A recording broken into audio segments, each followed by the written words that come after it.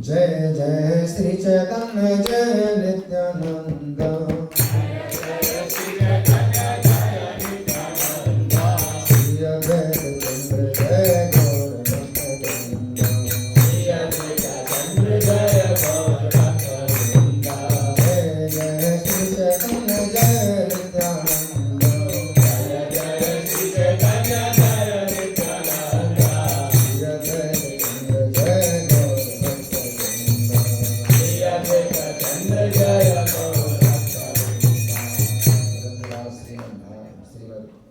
चैतन्य भागवत मध्य खंड है, 18वां अध्याय चल रहा है। तो कल की जो कथा चल रही थी, कल की कथा में कितने लोग थे, हाथ उठाइए। अच्छा, तो परीक्षा ले रहा हूँ। कौन से बिंदु पर कथा रुकी है माता जी, हमें बताइए। प्रभु जी, वो चैतन्य महाप्रभु लक्ष्मी का रूप लेके और गोपीनाथ को लेके आसन पे बैठ गए और सब भक्त खड़े होकर स्तुति करने लगे। जब भगवान ने कहा मेरी स्तुति करो, तो फिर सबने उनको माता के रूप में स्वीकार किया। माता के रूप में तो माता के रूप में स्तुति कर रहे हैं। जितने वैष्णव हैं ये भगवान को जो है माता के रूप में देख रहे हैं और स्तुति कर रहे हैं। तो यहीं पर ही हमने जो है कथा को विराम दिया था। इस प्रकार सभी महान भावों ने स्तुति की और वरदानों को देने के लिए उद्यत महाप्रभु ध्यानपूर्वक सुन रहे थे। भगवान वरदान देने के लिए उद्यत है, तो स्तुति के अनुसार वरदान देंगे। इसलिए स्तुति बड़े ध्यान से सुन रहे हैं कि कौन कैसी स्तुति कर रहा है ना। माता के रूप में है भगवान, है ना। तो ध्यान पूर्वक स्तुति सुन रहे थे। सब लोग बार बार दंडवत प्रणाम कर करके फिर श्लोक पढ़ते हुए स्तुति करते, हे माता, हम सब ने आपकी शरण ली है, ऐसी शुभ दृष्टि करो कि आपके चरणों में हमारा मन रहे। इस प्रकार सभी निवेदन कर रहे थे और भुजा ऊपर उठा उठा करके रो रहे थे। जैसे बच्चा हो तो है ना, भुजा ऊपर उठा के रोता है तो माता फिर अपनी गोद में लेती ना। तो सब जो है वैष्णव इस प्रकार से भुजा उठा उठा करके रो रहे हैं।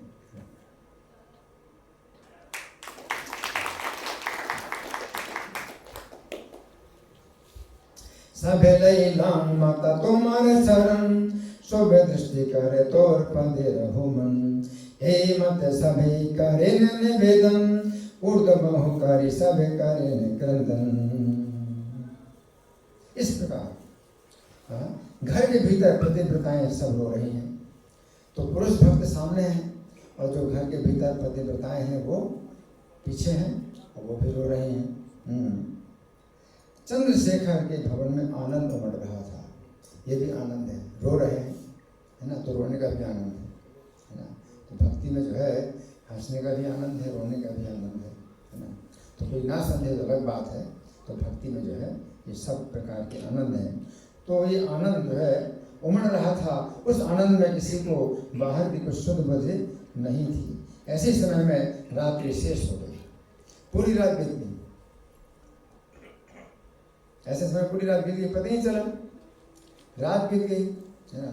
अब रात बीत गई तो ऐसा हॉल तो था नहीं कि रात बीत जाए तो जो है रोशनी नहीं आएगी, है ना। तो ऐसे जो है पहले हॉल नहीं थे ना, बेसमेंट में ऐसे हॉल नहीं थे। तो जब रात्रि बीत गई तो दिन का प्रकाश हो गया, है। तो फिर क्या हुआ, तो रात्रि में जो है प्रकाश जो पैदा कर रहे थे वो मशाल के द्वारा प्रकाश पैदा कर रहे थे।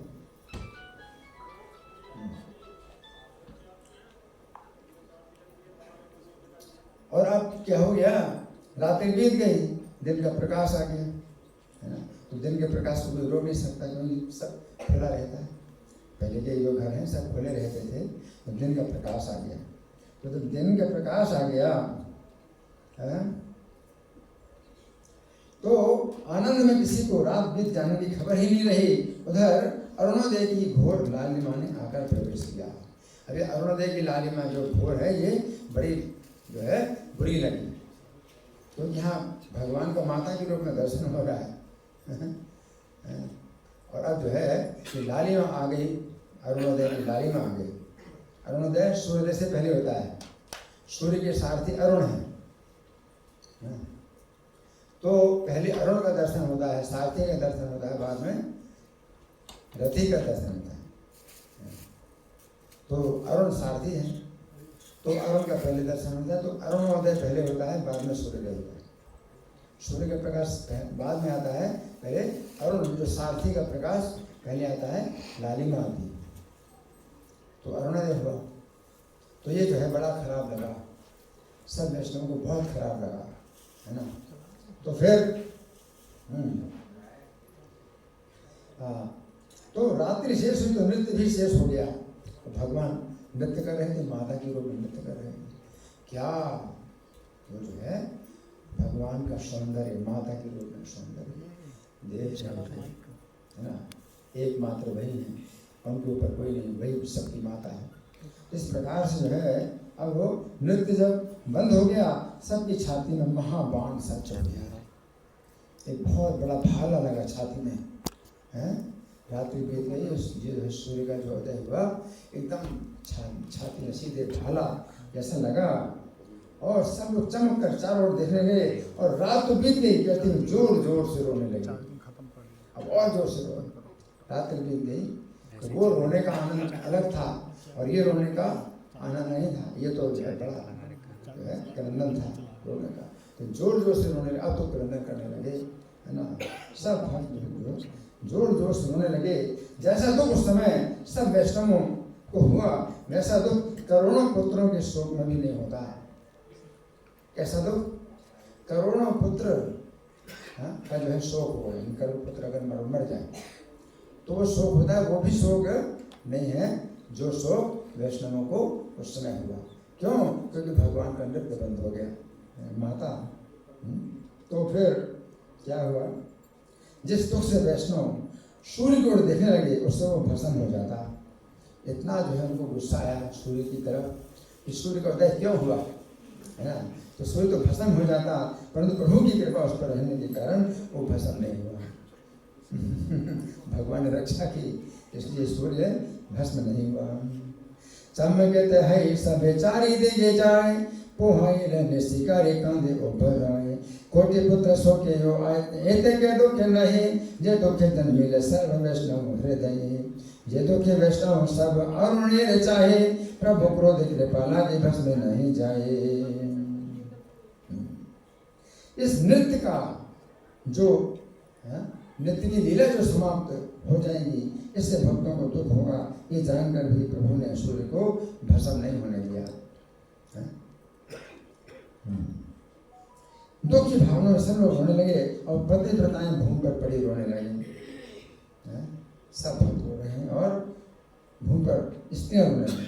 नारायणी शक्ति रूप जितनी जगत जननी है, वे सब वैष्णव की घनी रूप में अवतीर्ण हुई थी। सब पतिव्रताएं मिलकर रो रही थी और सभी सची देवी के चरण पकड़ रही थी।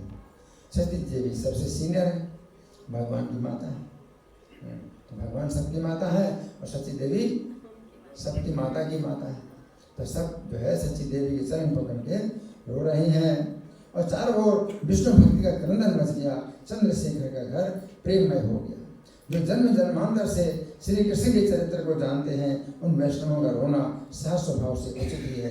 कोई कहते अरे रात्रि तुम बीत क्यों गई,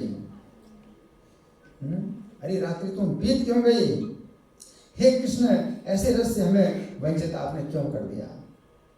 ये रस जो है कैसा था, आपने वंचित क्यों कर दिया। जत नारायणी शक्ति जगत जननी से सब हृदय हैया छे वैष्णव गृहिणी। अन्योन्य कांदे सब पतिव्रता गण, सभे धरे सची देवी चरण। चौदिव्य उठेल विष्णु भक्ति रे क्रंदन, प्रेममय हैल चंद्रशेखर भवन। चारों ओर वैष्णवों को रोते देखकर सची नंदन ने सबके ऊपर कृपा की। अब भगवान की कृपा को कौन समझ सकता है, कौन पहले से सोच सकता है कि भगवान अब कैसी कृपा करेंगे। तो भगवान ने सबके ऊपर कृपा की। उन्होंने माता पुत्र में जो स्नेह अनुराग होता है, वैसा पुत्र भाव सबको प्रदान किया, है ना, पुत्र भाव। उसके बाद प्रभु ने परम स्निग्ध हो सब भक्तों को उठा उठाकर अपना स्तनपान कराया, उठा करके हाथ से और गोद में लिया, स्तन में लगा। रोते हुए बच्चे को जैसे स्तन मिले तो चुप हो जाता है, तो सबको चुप किया। भगवान ने सबके स्तनपान कराया। देखो कैसी अद्भुत लीला है भगवान की, है? बच्चा भी नहीं जानता तो उसका तो कैसे दूर होगा। माता जैसे स्तन में अपना मुंह उसके मुंह में स्तन देती है तो वो चुप हो जाता है। तो भगवान जो है सबको स्तन पिला रहे हैं, स्तनपान कराया। उठा करके बच्चे रो रहे हैं, रो बच्चा उठा करके लगाया स्तन पिलाया सबको। हाँ, प्रभु स्वयं जगत जननी कमला पार्वती दया महानारायणी बन गए। प्रभु ने अपने गीता के वाक्य को सत्य किया कि मैं ही पिता हूँ, मैं ही पितामह हूँ, मैं ही धाता हूँ और मैं ही माता हूँ। सहज वैष्णवेर क्रंदन उचित जन्म जन्म जाने जा कृष्ण चारित के हो बोले आर्य रात्रि के ने पोहाईला हे निरस के ने कृष्ण वंचित करीला। कमला पार्वती दया महानारायणी आपने हईला प्रभु जगत जननी सत्य करीले न प्रभु आप नारे गीता आमे पिता पितामह आमे धाता माता। तो गीता का अध्याय 9 श्लोक संख्या 17। पिता हमस्य जगतो माता धाता पितामह। तो भगवान ने कहा है तो वो जो है आज उसको सत्य कर दिया। इस जगत का मैं पिता हूँ, और फिर क्या कहा, मैं माता हूँ, फिर धाता, फिर मैं पिता हूँ। तो इस सब शब्दों का प्रयोग किया, उनमें से एक शब्द माता भी तो है। तो माता, तो भगवान जो है इस प्रकार की माता है कि जितने भी बच्चे हैं ये सब कभी बड़े होने वाले नहीं। भगवान अगर माता है तो जितने बच्चे कभी बड़े होने वाले नहीं, और भगवान माता के रूप में कभी बूढ़े होने वाले नहीं। संसार में तो क्या है, माता बूढ़ी होती है, बच्चा जो बड़ा होता है, माता बूढ़ी होती है।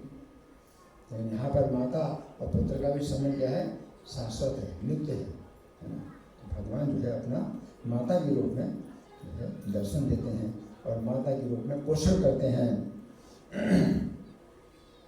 वैष्णव जो कोटि कोटि जन्मों के महाभाग्यवान थे, ये सब बड़े आनंद से स्तनपान करने लगे। स्तनपान करने से सबका जो है दूर हो गया, सबका रोना दूर हो गया।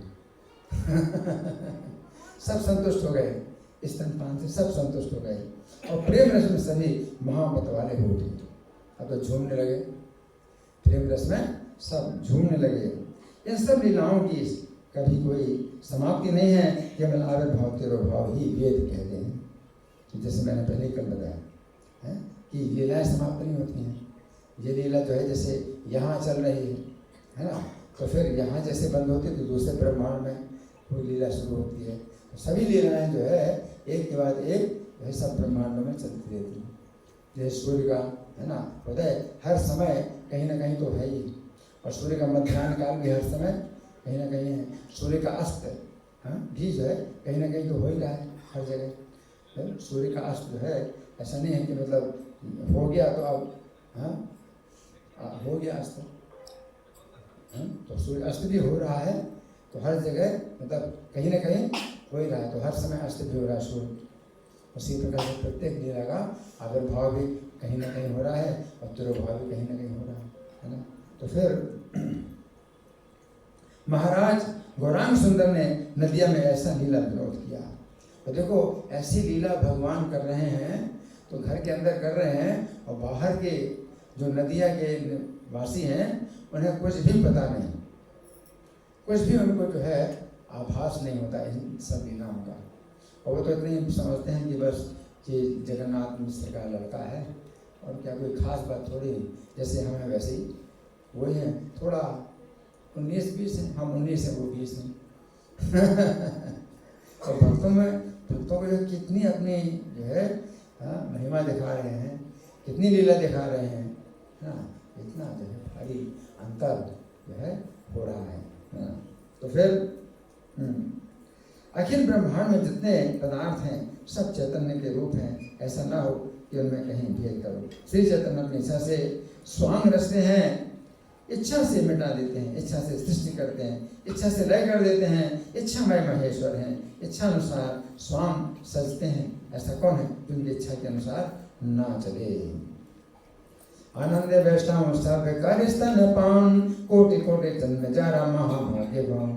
स्तन पान सभारे विरह गेल दूर, प्रेम रस सबे मत हैला प्रचुर। ये सब लीला रे कभु अवधि न है, आविर्भाव तेरो भाव मात्र भेद कहे। ऐसा कौन है जो उनकी इच्छा अनुसार ना चले, तथापि उनका स्वांग सभी सुसत्य है। जीवोद्धार के लिए ही आपका ये सब महत्व है? तो जितनी लीलाएं की उस समय तो किसी को पता नहीं चली, अब हम लीलाएं सुन रहे हैं और जीवों का उद्धार हो रहा है। तो भगवान लीला करके चले गए। अब ये लीलाएं जो है हमारे लिए क्या है? महा आनंद का जो है ये कारण है। ये तत्व ना समझकर कोई पापी प्रभु को गोपी कहते हैं, वे आत्मघात करते हैं। प्रभु के गोपी भाव का धुन नृत्य चारों वेदों का धन है। इसके श्रवण से कृष्ण भक्ति होती है। हरि बोल। तथापि ताहार काज सकल सुसत्य, जीव तारी बार लगी ये सब महत्व। यह न बुझिया कौन पापी जन जन, प्रभु रे बोले गोपी खाइया अपन। अद्भुत गोपी का नृत्यचारी वेद धन, कृष्ण भक्ति है यह करे श्रवण। इसके श्रवण से क्या होता है? कृष्ण भक्ति होती है। कृष्ण भक्ति है ला, कृष्ण भक्ति है यह करीले श्रवण। जिस लीला में गौरचंद्र ने लक्ष्मी वेश बनाया, उसमें प्रभु नित्यानंद बड़ी बूढ़ी सखी बने। गौर सुंदर जिस रूप में विहार करते हैं, नित्यानंद उस समय उसके अनुरूप अपना रूप बनाते हैं। हैला बड़ाई बूढ़ी प्रभु नित्यानंद, से लीलाए हेले लक्ष्मी काचे गौरचंद्र। जखन जय रूप गौर सुंदर बिहरे, से अनुरूप रूप नित्यानंद धरे। महाप्रभु गोपी बने और नित्यानंद जी बड़ी बूढ़ी बने। जिसे अनुभव नहीं वो इसे क्या समझेगा। श्री कृष्ण की कृपा से ये सब रहस्य जाना जाता है। अल्प भाग्य से नित्यानंद का स्वरूप नहीं पहचाना जाता है। कृष्ण अनुग्रह से सर्वमर्म जानी, अल्प भाग्य नित्यानंद स्वरूप न चीनी। नित्यानंद को कोई योगी कहता है, कोई भक्त कहता है, कोई ज्ञानी कहता है, जिसकी जैसी इच्छा वैसा क्यों न कहे।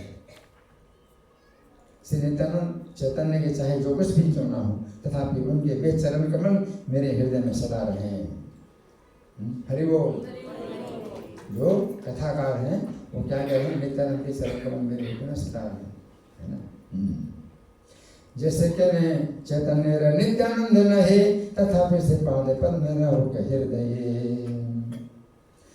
इतना समाधान करने पर भी जो पापी उनकी निंदा करता है, मैं उसके सिर पर लात मारता हूँ। ये भी जो है एक वैष्णव का जो है लक्षण है कि वो फिर जो है लात मारने के लिए तैयार होता है ना। तो मैं उसके सिर पर लात मारता हूँ। जो नित्यानंद की निंदा करता है, मैं उसके सिर पर लात मारता हूँ, है ना। इसी प्रकार की घटना श्रीमद् भागवत में ही है।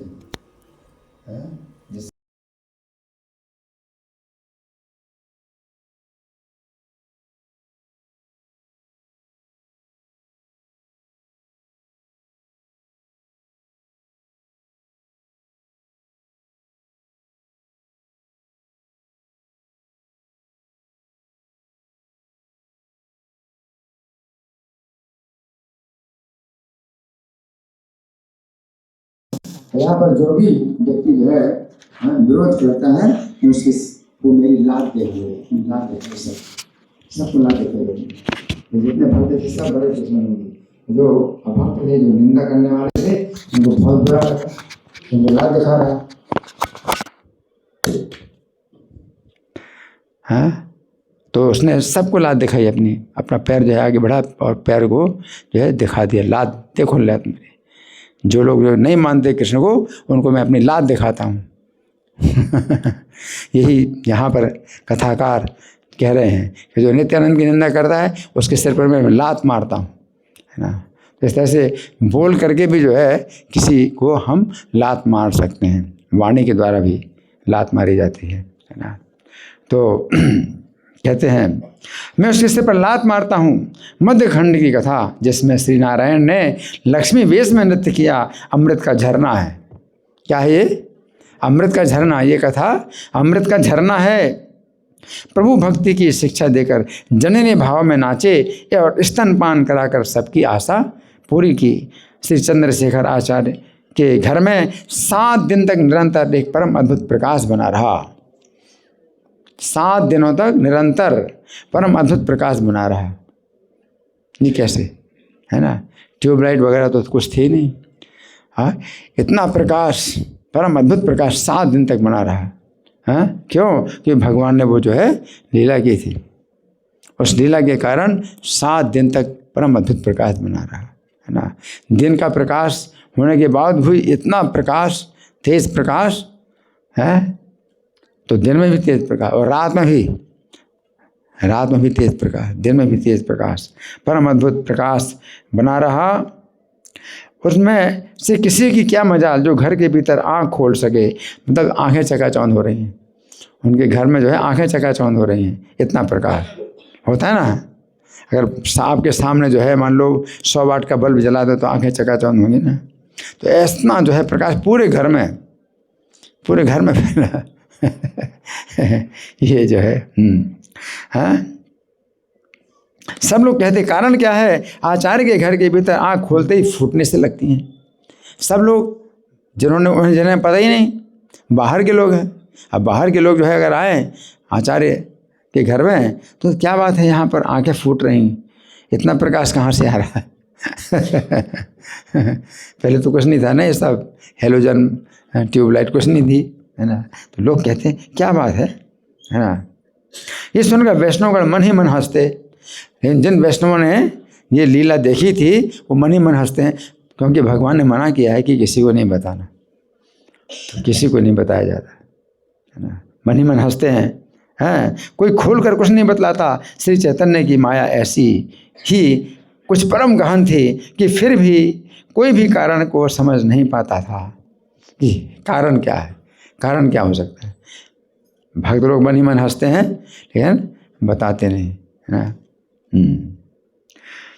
लोके बोले कि कारण आचार्य रे घरे, दुई चक्षु मेलिते फूटे या जिन पड़े। सुनिया वैष्णव गण मने मने हासे, केहू आर किछु नहीं करे प्रकाशे। हेन से चैतन्य माया परम गहन, तथापि हो केहू किछु न बूझे कारण। इस प्रकार गौरचंद्र की अचिंत्य लीला है और सर्वशक्ति सहित नवद्वीप में वे विहार करते हैं। अरे भाइयों, श्री चैतन्य के मध्य खंड की कथा जहाँ जहाँ जो जो लीला की है बार बार सुनो। क्या करो? बार बार सुनो। एक बार सुन लिया हो गया नहीं, बार बार सुनो। ऐसी श्रीमद् भागवत भी जो महात्म है उसमें बताया गया है निगम कल्प तरोर्गलितम फलम, सुख मुखाद मृत द्रव संयुतम, पिबत भागवतम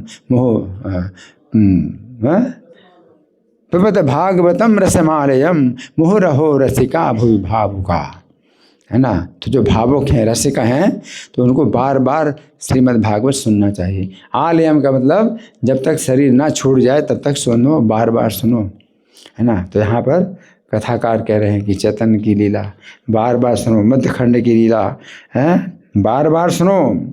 श्री कृष्ण चैतन्य नित्यानंद मेरे जीवन प्राण है, उनके युगल चरणों के सानिध्य में मैं वृंदावन दास उनकी लीलाओं का गान करता हूँ।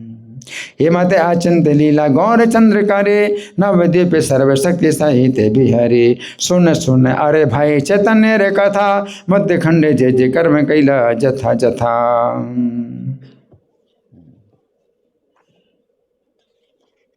अब 19वां अध्याय जो आगे 19वां अध्याय है, तो इसको मैं इसलिए छोड़ रहा हूँ कि कुछ दिन पहले मैंने ये भी कथा जो है सुनाई है। तो अब मैं आगे 20वें अध्याय में जा रहा हूँ, तो आप लोग बड़े ध्यान से सुने। हे सची कुमार, सची कुमार कौन है? चैतन्य महाप्रभु।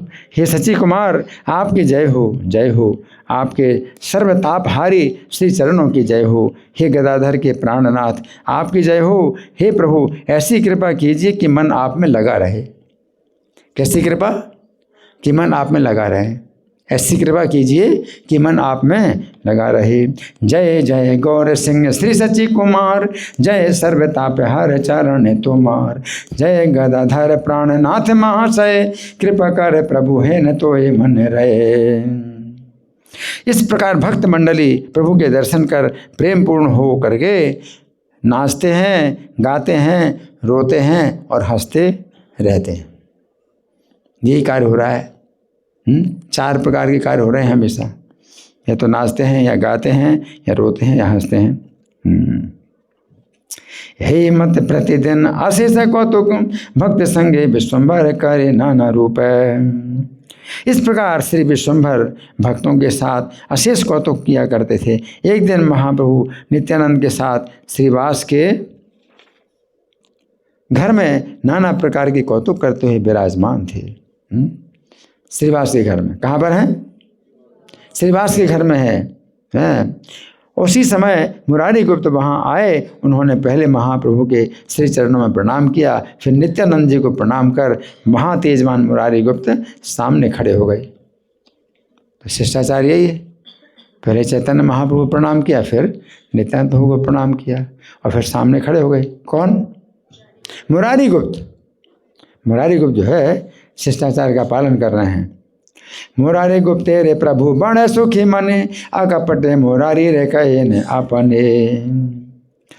प्रभु मुरारी गुप्त के प्रति मन में बड़े प्रसन्न हुए और उनसे निष्कपट भाव से कहने लगे। बिना किसी कपट के भगवान प्रसन्न हुए और मुरारी से बोले। क्या बोले? क्या बोले?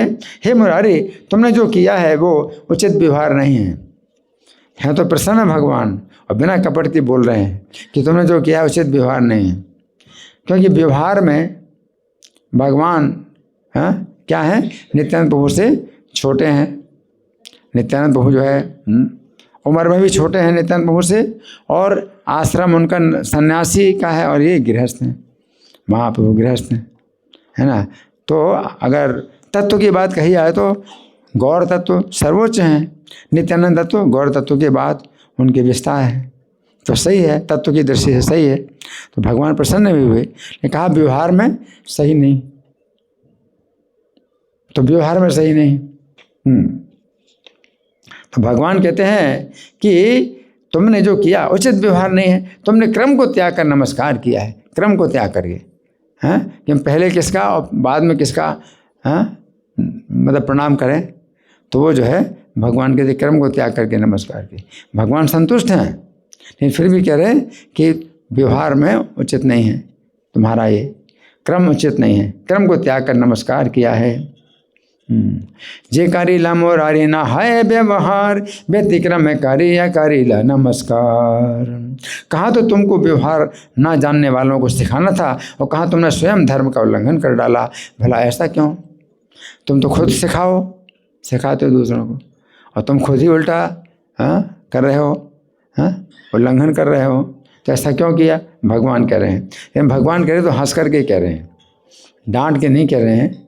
इसमें कोई अप्रसन्नता नहीं है, प्रसन्नता के साथ भगवान बोल रहे हैं, है ना। तो श्री मुरारी बोले, प्रभु मैं कैसे जानूं? चित्त को तो आपने ले लिया है मेरा, अब मैं क्या जानूं व्यवहार कैसा है?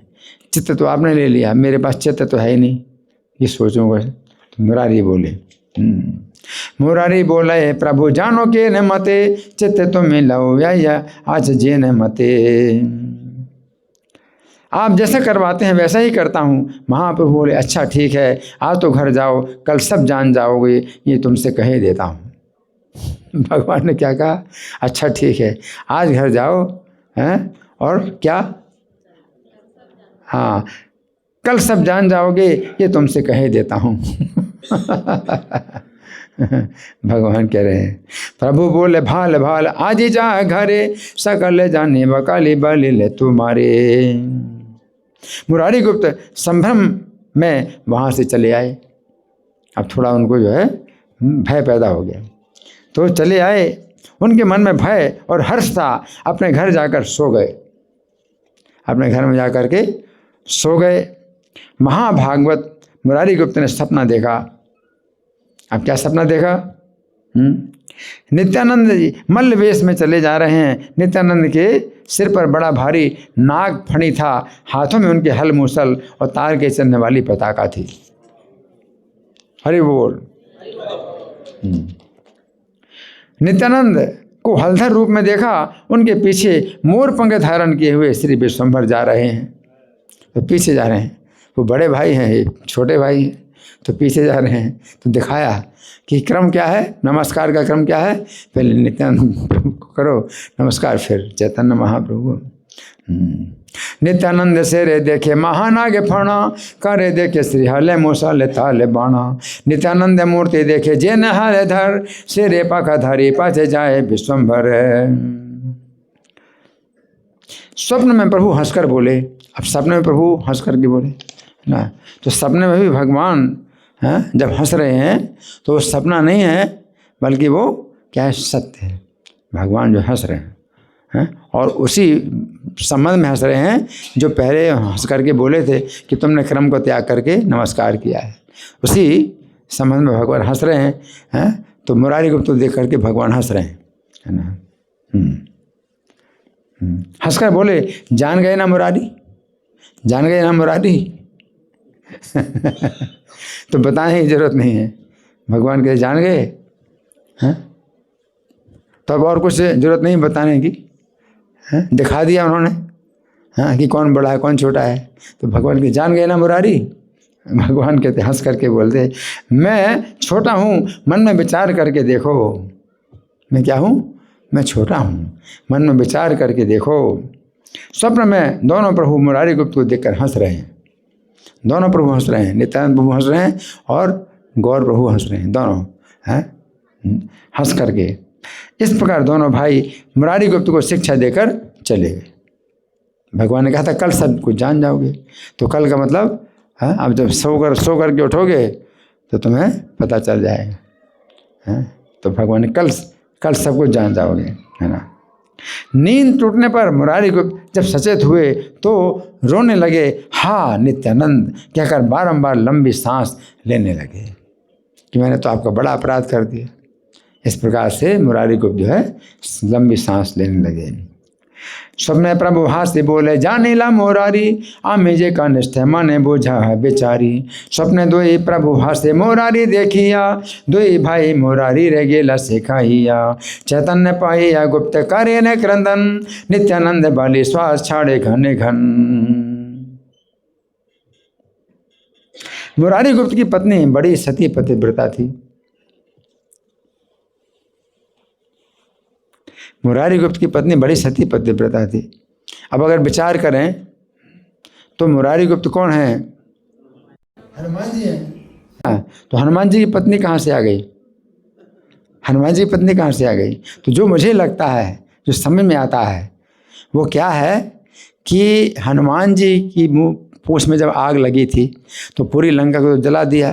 फिर पूंछ में जब आग बुझाई तो उनके शरीर का जो पसीना है वो निकला और एक मछली ने उसको पी लिया।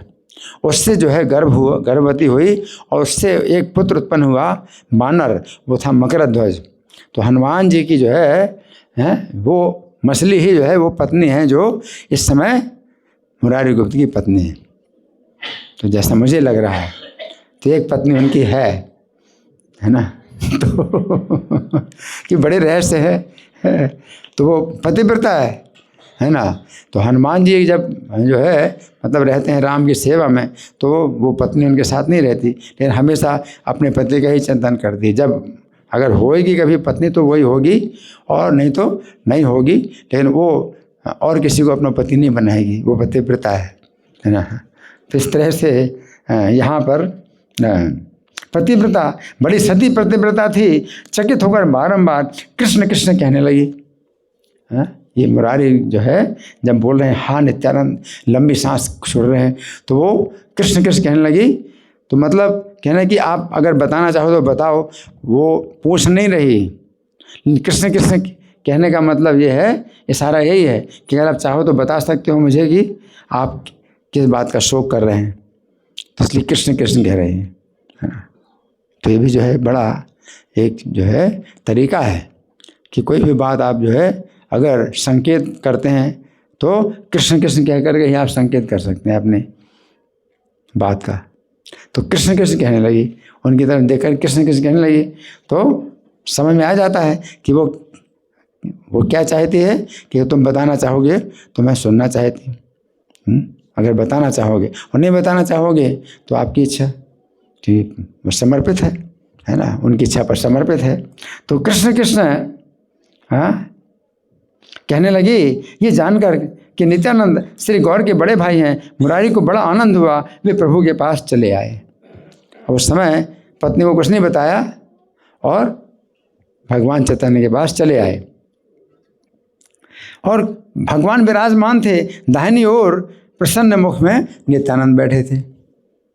तो भगवान के दाहिनी तरफ जब गौर निताई होते हैं तो नित्यानंद निताई गौर के किस तरफ रहते हैं? दाईं तरफ रहते हैं। तो दाईं तरफ थे नित्यानंद, दाहिनी तरफ थे और हंस रहे थे। मुरारी ने आकर पहले नित्यानंद के चरणों में नमस्कार किया, फिर विश्वम्भर के चरणों की वंदना की। समझ, भगवान का समझ जाओगे कल, अभी आज घर जाओ, कल तुम्हें सब कुछ समझ में आ जाएगा। तो अगले दिन आए तो पहले नित्यानंद के चरणों की वंदना की, फिर विश्वम्भर के चरणों की वंदना की। बड़े भाई नित्यानंद मुरारी जानिया, चलिला प्रभु स्थान आनंदित हैया। वसिया छे महाप्रभु कमल लोचन, दक्षिण से नित्यानंद प्रफुल्ल वदन। आगे नित्यानंद चरणे नमस्कारी, पाछे बंदे विश्वम्भर चरण मुरारी। विश्वम्भर हंसकर बोले, ऐसा क्यों मुरारी? अब भगवान ऐसे हंस करके बोल रहे हैं जैसे उनको कुछ पता नहीं है। ऐसा क्यों मुरारी? भगवान कहते हैं ऐसा क्यों मुरारी? हंस करके बोल रहे हैं, लेकिन इसमें पहले भी हंस करके बोले थे, अभी भी हंस करके बोल रहे, यानी कोई शिकायत तो है ही नहीं, प्रसन्न है भगवान। हंस करके बोले ऐसा क्यों मुरारी, है ना। मुरारी बोले, आपने जैसा कराया प्रभु अब बताने की जरूरत नहीं है, कि जैसे पूछ रहे हैं जिस तरह से वैसे वो बता रहे हैं। ऐसे कहते हैं कि जैसा प्रश्न वैसा उत्तर, है ना। जो प्रश्न घुमा करके करें तो जवाब भी घुमा करके दिया जाता है कि नहीं। सीधे पूछ नहीं रहे भगवान, हैं, तो सीधे जो है मुरारी उत्तर नहीं देते। आपने जैसा कराया वैसा कर रहा हूँ, पहले आपने ऐसा कराया था ऐसा किया, और अब वैसा कराया तो वैसा कर रहा हूँ। तो मुरारी ने कहा, आपने जैसा कराया प्रभु, जैसे वायु के कारण सूखे तिनके उड़ते हैं, वैसे आपकी शक्ति से जीव के समस्त कर्म होते हैं। हरि बोल। प्रभु बोले, मुरारी तुम मेरे प्रिय हो। भगवान क्या बोले? मुरारी तुम मेरे प्रिय हो, इसी से तुम्हारे निकट मैंने ये रहस्य प्रकट किया है ना। आगे नित्यानंद रे चरणे नमस्कारी, पाछे बंदे विश्वम्भर चरण मुरारी। हंसे बोले विश्वम्भर मुरारी एकिन, मुरारी बोले प्रभु लव आइले जिन। पवन कारण जिन शुष्क तृण चले, जीवे रे सकल कर्म तोर शक्ति बले।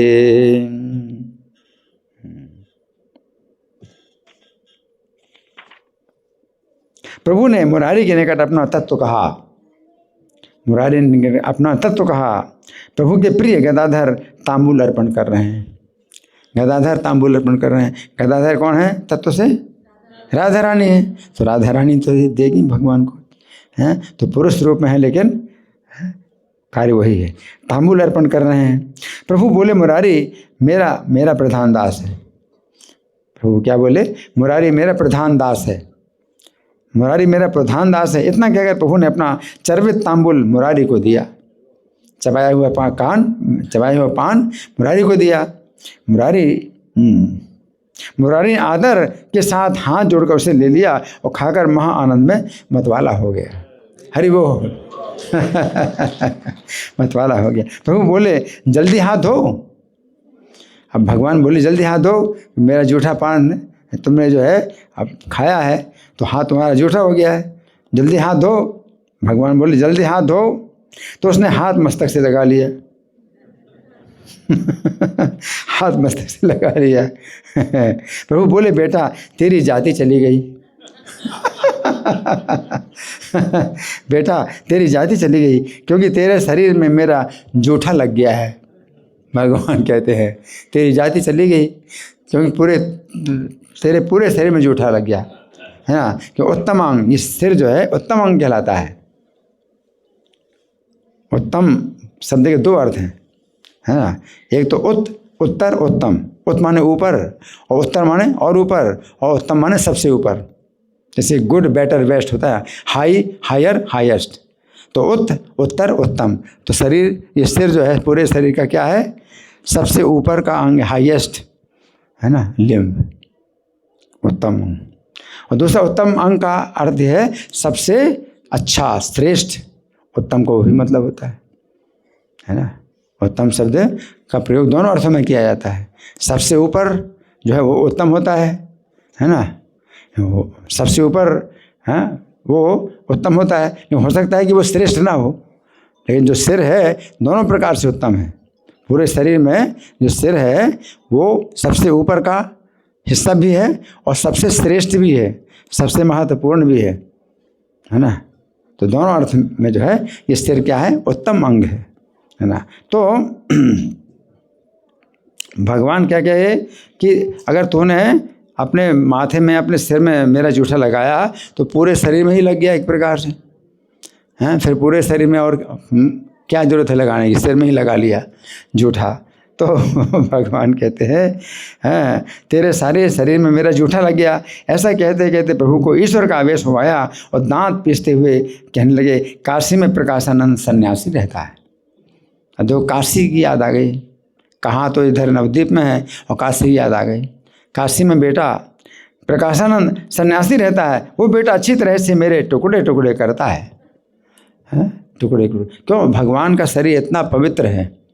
जो जूठन लगाया है ना, तो भगवान ने मुरारी गुप्त को इस तरह से कहा, लेकिन फिर बाद में जो है वो अपना तत्व बताने लगे कि भगवान का जूठा जो है कितना पवित्र होता है। भगवान के जूठे से जो है वो इतना पवित्र होता है कि हम जो है पूरे शरीर में लगाएं तो वो जो है शरीर और पवित्र हो जाता है, पवित्र से भी ज़्यादा पवित्र, है ना। हरि बोल। पवित्राणाम पवित्रम यो मंगलानाम च मंगलम, है ना। तो मंगलों को भी मंगल करने वाले हैं, पवित्रों को भी पवित्र करने वाले हैं भगवान।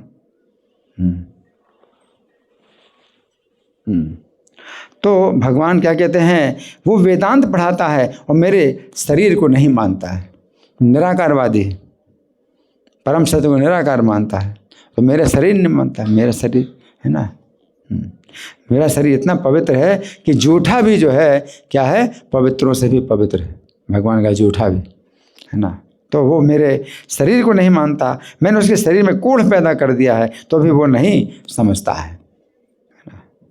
और कोढ़ जब होता है तो कोढ़ से जो है अलग अलग हिस्से, जैसे ऐसे जैसे टूटे टूटे हैं शरीर का जो है, मतलब ऐसे हिस्से हो जाते हैं, टेढ़े मेढ़े हैं, उसकी लाइनें बनती हैं कोढ़ की।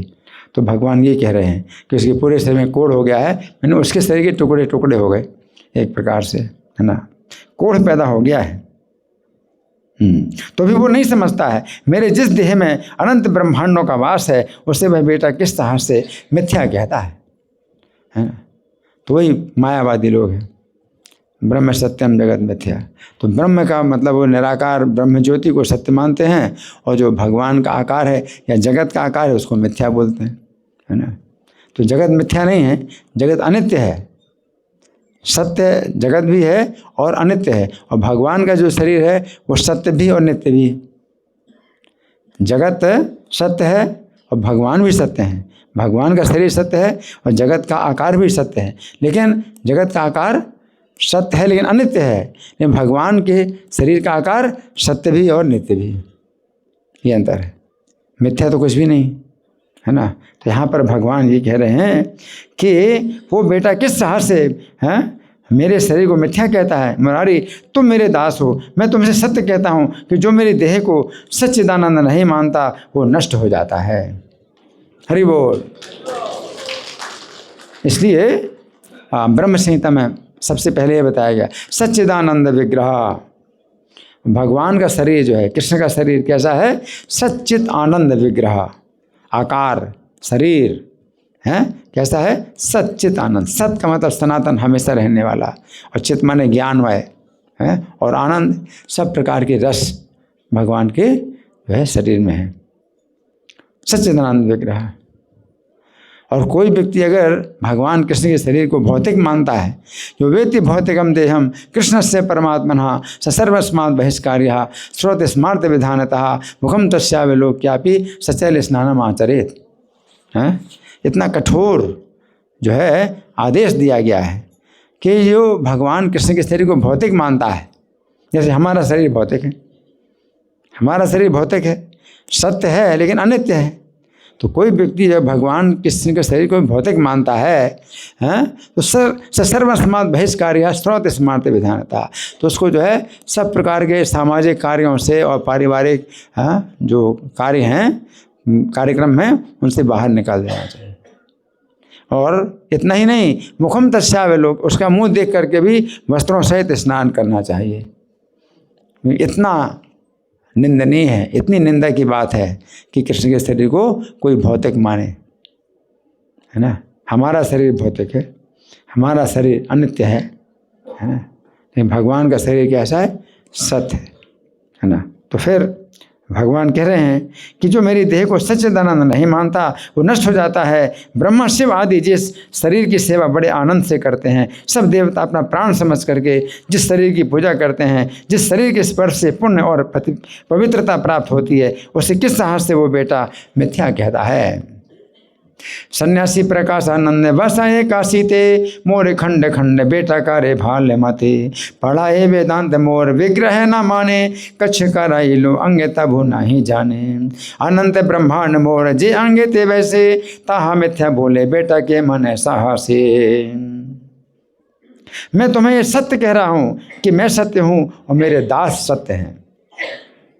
मैं सत्य हूँ और मेरे दास भी सत्य हैं, है ना। हरि बोल। नित्य भी है, मैं सत्य हूँ और नित्य भी हूँ, और मेरे दास भी सत्य हैं और नित्य हैं, है ना। जीवेर स्वरूप हो कृष्ण नित्य दास, है ना। तो नित्य दास का मतलब है कि हम कभी ऐसा नहीं होता है कि इस संसार में तो ऐसा है कि नौकर है कभी मालिक बन जाता है और मालिक को कभी नौकर बनना पड़ता है, तो ऐसा उल्टा पलटी तो होती रहती है ना। लेकिन भगवान और जीव के संबंध में ऐसा नहीं होता कि जीव कभी जो है भगवान की सेवा छोड़ करके सुखी हो जाए और वो कल्पना करे कि मैं सुखी हो सकता हूँ भगवान की सेवा छोड़ करके। मालिक बनना तो बहुत दूर है, अगर सेवा छोड़ करके जो है स्वतंत्र हो करके वो सुखी बनने की कोशिश करता है, तो इसी कारण से हम सब लोग इस संसार में जो है जन्म जन्म से सड़ रहे हैं, सड़ते रहोगे जन्म जन्म। भगवान की सेवा के बिना सुखी होने की चेष्टा जो हम लोग कर रहे हैं, इसी से जन्म जन्म में क्या कर रहे हैं? सड़ रहे हैं, है ना। तो मैं सत्य हूँ, मेरे दास सत्य हैं और मेरे दासों के दास भी सत्य हैं। अरे वो भगवान ने क्यों कहा हम भगवान के दास तो बन नहीं सकते, तो उनके दास के दास बन जाएं तो भी हमारी पूरी रक्षा हो जाएगी, है ना। इसमें कोई कमी नहीं है कि भाई मैं दास नहीं बन पाया, वो हो दास का दास बनना पड़ा। अरे दास के दास और 1000 बार नीचे हम दास बन जाएं तो भी जो है हमारा जो है सौभाग्य, बड़े से बड़ा सौभाग्य प्राप्त हुआ है। हरि बोल। मेरी लीला सत्य है, मेरी लीला सत्य है। तो वो क्या कहते हैं? भगवान का रूप मिथ्या है, भगवान का नाम मिथ्या है, भगवान की लीला मिथ्या है ना। तो इस तरह से वो अपना ही नाश करते हैं, अपना ही नाश करते हैं, है ना। तो इसलिए भगवान कहते हैं मेरे दास सत्य हैं, मेरे दासों के दास सत्य हैं, मेरी लीला और मेरे कर्म सत्य हैं, मेरा धाम सत्य है। जो इनको मिथ्या कहता है वो मेरे टुकड़े टुकड़े करता है। हरि बोल। पुण्य पवित्रता पाए जे अंग पारा से ताहा मिथ्या बोले बेटा के मन साहसे। सत्य सत्य करो तोरे यही पर काश, सत्य मोहि सत्य मोर दास तार दास। सत्य मोर लीला कर्म सत्य मोर स्थान, यह मिथ्या बोले मोरे करे खांड खांड। मेरे जिस यवन के श्रवण से अविद्या का विनाश होता है, मेरे यश मेरे गुणों के सुनने से जिस अविद्या का नाश होता है, उस विलास को वो पापी अध्यापक मिथ्या कहता है। प्रकाशन अध्यापक है, पापी अध्यापक है, उसको टीचर बोलते हैं ना, तो अंग्रेजी में टीचर है और उसका दूसरा शब्द होता है चीटर, है ना। तो वो टीचर नहीं चीटर है। तो मिथ्यानंद जो प्रकाशानंद है वो अध्यापक अपने को समझता है, ये अध्यापक नहीं है ना। वो जो है पापी अध्यापक मिथ्या कहता है। जिस यश के श्रवण से शिव जी दिगंबर हो जाते हैं, है ना, उनको पता नहीं चलता, शरीर में वस्त्र भी नहीं है, दिगंबर हो जाते हैं। जिनको स्वयं शेष जी गाते रहते हैं, जिस यश के श्रवण से सुखदेव और नारद मतवाले बने हुए हैं, चारों वेद जिस यश के महत्व को बखानते हैं, ऐसा जो मेरा पवित्र यश है उसके प्रति जिसका अनादर है, हे गुप्त मेरे अवतार को कभी समझ नहीं सकता है। हरि बोल। जे यश श्रवण आदि अविद्या विनाश, पापी अध्याय के बोले मिथ्या से विलास। जे यश श्रवण रस शिव दिगंबर, जहाँ गाय आपने अनंत महीधर।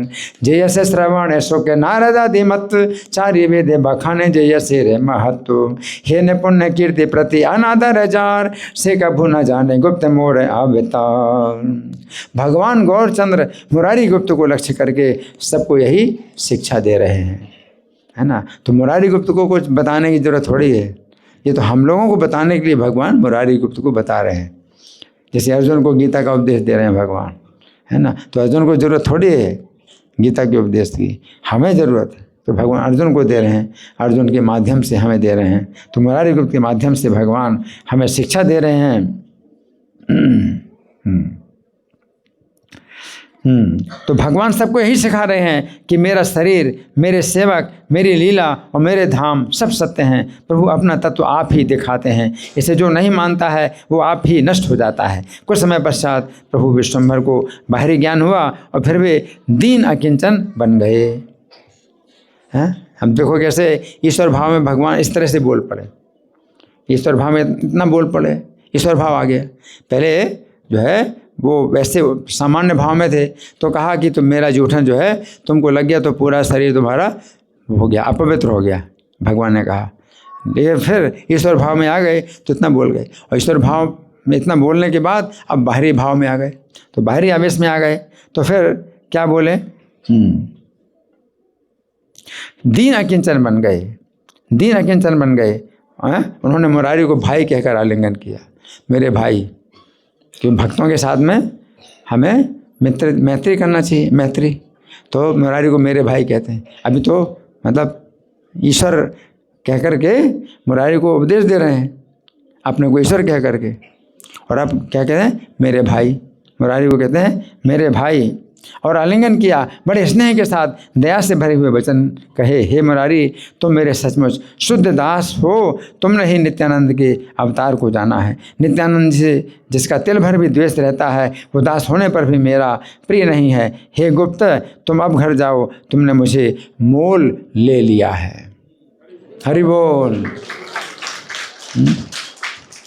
कारण कि हे गुप्त तुम्हें ही नित्यानंद तत्व को जाना है। इस प्रकार मुरारी प्रभु के कृपा पात्र हैं। इस कृपा के पात्र केवल हनुमान जी ही हैं। हरि बोल। सत्य तुम्हें मुरारी आमार शुद्ध दास, तुम से जाने ला नित्यानंद रे प्रकाश। नित्यानंद जहाँ रे तिले, तिले के द्वेष रहे, दास है लेवो से मोर प्रिय नहे। घरे जा है गुप्त तुम्हें आमारे के नीला, नित्यानंद तत्व गुप्त तुम्हें से जानीला। आनंद में मग्न मुरारी गुप्त अपने घर को चले गए। उनके हृदय में नित्यानंद के सहित प्रभु विश्वम्भर विराजमान हैं। अब हृदय में दोनों हैं, नित्यानंद और गौरांग, दोनों बेहबल हृदय से गुप्त इस अवस्था में अपने घर पहुँचे। अब कहते कुछ और करते कुछ। अब उस बेहबल प्रेम में बेहबल हैं, तो अब बोलते कुछ और करते कुछ हैं। तो अब क्या हो गया, कहते कुछ हैं करते कुछ हैं, और खिलखिला कर हंसने लगे, खिलखिला करके हंसने लगे। बेहबल मोरारी गुप्त चैतन्य रे रसे, खाओ खाओ बलि अन्न फैले ग्रासे ग्रासे। तो घर जाकर वे बड़े उल्लास के साथ बोले, मैं भोजन करूँगा। पतिव्रता पत्नी ने भोजन लाकर रखा। मुरारी गुप्त चैतन्य के रस में बेहवल थे। एक एक गिलास अन्न भात का लेते और खाओ खाओ कहकर फेंक देते हैं। एक एक गिलास लेते हैं और ऐसे गिरा देते, है ना, और क्या कहते, खाओ खाओ, ऐसे बोलते जाते, खाओ खाओ। बेवले मुरारी गुप्त चैतन्य रसे, खाओ खाओ बलि अन्न फैले ग्रासे ग्रासे। और घी मिला हुआ भात जमीन पर फेंकते जा रहे हैं। घी मिला हुआ भात जमीन पर फेंकते जा रहे हैं। और खाओ कृष्ण यही बार बार कह रहे हैं और जमीन गिराते जा रहे हैं। होश तो है नहीं, है प्रेम में जो है बिल्कुल भूले हुए हैं। इस तरह से खाओ कृष्ण यही बार बार कह रहे हैं। घृत माँ की अन्न सब पृथ्वी ते फैले, खाओ खाओ खाओ कृष्ण यही बोल बोले। पतिव्रता अपने पति के व्यवहार को देखकर हंसती और फिर भात ला ला कर देती जाती। तो ऐसी पतिव्रता होती है, वो भी हंस रही, समझ रही है पति के भाव को, और पति के कार्य में और सहयोग दे रही और ला ला करके दे दी जा रही और फेंकते जा रहे हैं, खा नहीं रहे हैं। तो और भात ला ला करके देती जाती है। हासे पतिव्रता देखे गुप्ते रे व्यवहार, पुण्य पुण्य अन्न आने दे बारे बार। पतिव्रता जानती थी मेरे पति बड़े भारी भक्त हैं, वो जानती मेरे पति बड़े भारी भक्त, अतः वो कृष्ण कृष्ण कह करके गुप्त को सावधान करा रही थी। और कुछ नहीं बोलती, कृष्ण कृष्ण बोलती है कि आप जो है देख रहे हो कि क्या हो रहा है, सही है गलत है, आपको ही देखना है, आपको ही समझना है। तो कृष्ण कृष्ण बोल रही और कुछ नहीं बोल रही। हरि बोल। देखो ऐसी ही पत्नी भी जो है इस प्रकार से जो है सहयोग करने वाली है ना। महाभाग्यवत गुप्त पतिव्रता जाने, कृष्ण बलि गुप्ते रे कराए सावधाने। मुरारी का दिया हुआ भोजन महाप्रभु कर रहे थे, वो भोजन महाप्रभु कर रहे थे, है ना, जो गिराते जा रहे थे। लेकिन प्रेम में वो महाप्रभु को बोले खाओ कृष्ण ऐसे बोल रहे हैं।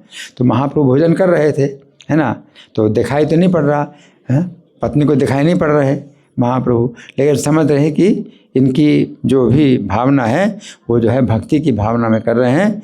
तो जो कुछ भी कर रहे हैं मुझे कोई इसमें बाधा नहीं डालना। तो वो जो है इस प्रकार से कृष्ण कृष्ण बोले, है ना। वे गुप्त के वचनों की कभी अवहेलना नहीं करते। अतः गुप्त ने जितना भी अन्न दिया वह सब प्रभु ने भोजन कर डाला। जितना दिया सब महाप्रभु ने खाया। और गिरा रहे थे लेकिन बाद में गिरा हुआ मिला भी नहीं। अरे वो तो ज़मीन पर गिराते जा रहे थे, बाद में वो ज़मीन में मिला भी नहीं, है ना। ये महाप्रभु खा रहे थे, है ना।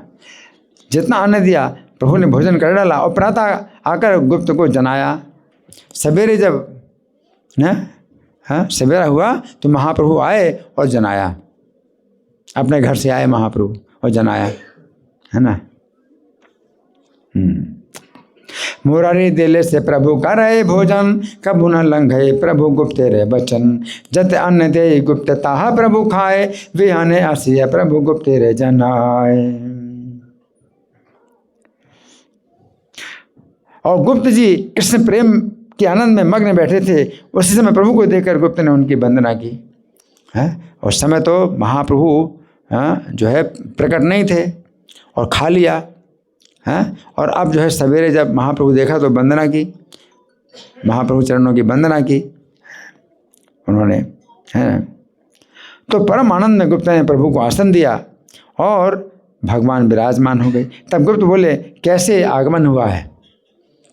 मुरारी गुप्त बोले कैसे आगमन हुआ है ना। गुप्त बोले प्रभु के ने भेजी आगमन, प्रभु बोले विस्तंभे रह चिकित्सा कारण। तो प्रभु बोले अजीर्ण की चिकित्सा कराने के लिए। किस लिए आगमन हुआ है? अजीर्ण की चिकित्सा कराने के लिए। घी मिला हुआ भात बहुत खाया तो क्या होगा? अजीर्ण होगा ना। हैं? जिस समय खाया था उस समय प्रकट नहीं थे, अब प्रकट होकर ही खाया था। अब प्रकट हो गए, चिकित्सा कराने के लिए प्रकट हो गए। अजीर्ण की चिकित्सा कराने के लिए आया हूँ, है ना। भगवान कहते हैं अजीर्ण की चिकित्सा कराने के लिए आया हूँ, है ना। भगवान बोले हाँ। तो गुप्त बोले अजीर्ण, गुप्त बोले अजीर्ण का कारण क्या हुआ? गुप्त बोले अजीर्ण का कारण क्या हुआ? आपने कल क्या क्या भोजन किया था? भगवान से पूछते हैं अजीर्ण का कारण क्या है, आपने कल क्या क्या भोजन किया था? प्रभु बोले अरे बेटा तू भला कैसे जानेगा, खाओ खाओ कहकर उन्होंने कितना अन्न फेंका था।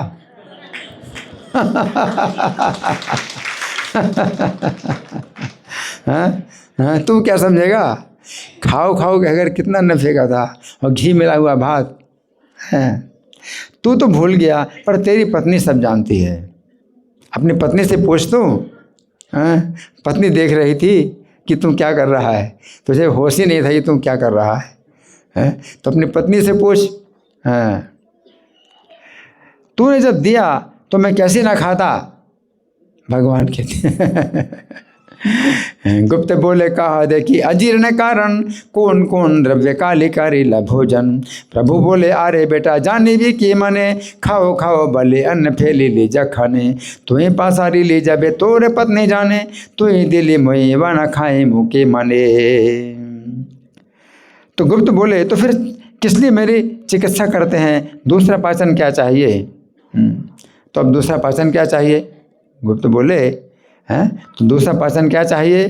प्रभु बोले जल पीने से अजीर्ण जोड़ नहीं करता, सवेरे सवेरे पानी चाहिए, तो तेरा ही पानी चाहिए। हैं? तो तेरे भोजन से अजीर्ण हुआ है तो तेरे पानी से अजीर्ण भी ठीक होगा। अजीर्ण अगर होता है तो सवेरे सवेरे क्या करना है? पानी पीना है। उससे बोलते हैं उषापान।